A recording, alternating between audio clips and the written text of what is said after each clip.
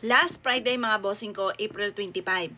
Ikaw po ba ngayong April ay sobrang stress? Noong January, basta mula na pumasok itong 2025, stress ka palagi. Ako po may tuturo sa inyo para mawala na yung stress ninyo mga bossing. Ito po mga bossing ko, basta positive ka lang ha. Kapag ginawa nyo po ito, positive ka lang. At kailangan, huwag mo kukontrahin. Kasi minsan, gumagawa tayo ng ganito, pero sa isipan natin, totoo kaya to? Mangyayari kaya to? I-claim nyo na kagad ang swerte. Isipin nyo, mangyayari talaga yan mga bossing. At yung mga nakaka-stress sa buhay ninyo, wala na po yan. Masusolusyonan po yan.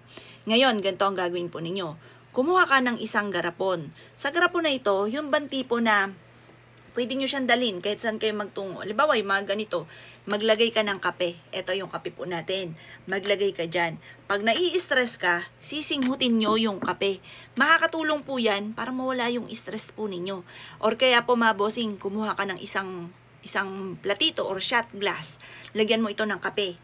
Tapos pag nai-stress ka or bago ka matulog, singhutin nyo po siya. Unang-una mga bossing ko, napakabango ng kape.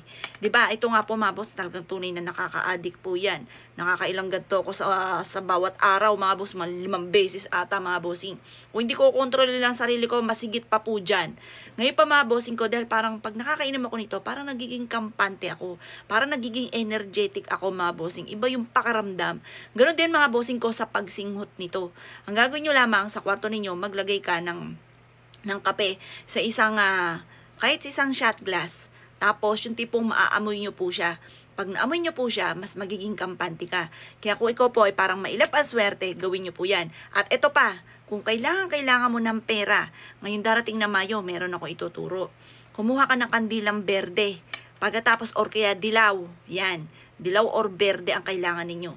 Tapos, kumuha ka ng mantika. Konti lang mantika. Ipahid nyo po to sa kandila. Tapos, ipahid nyo rin po ito pong pong kape. Tapos, mag-wish ka habang pinapahid nyo. Magkakaroon kagad ako ng maraming pera. Nako mga boss, sinasabi ko po sa inyo, ang bilis ng pagtugon po niyan mga bossing. Kayo mismo magugulat dahil sa dami-dami ng mga blessing na darating po sa inyo. Ngayon pa mga bossing, habang nag-wish ka, pinapahiran po. Wag masyadong mantika madami ha, konti lang. Kasi pag hindi na siya magsisindi, yan, kaya kailangan konti lang, hanggang dumikit lang yung kape po natin.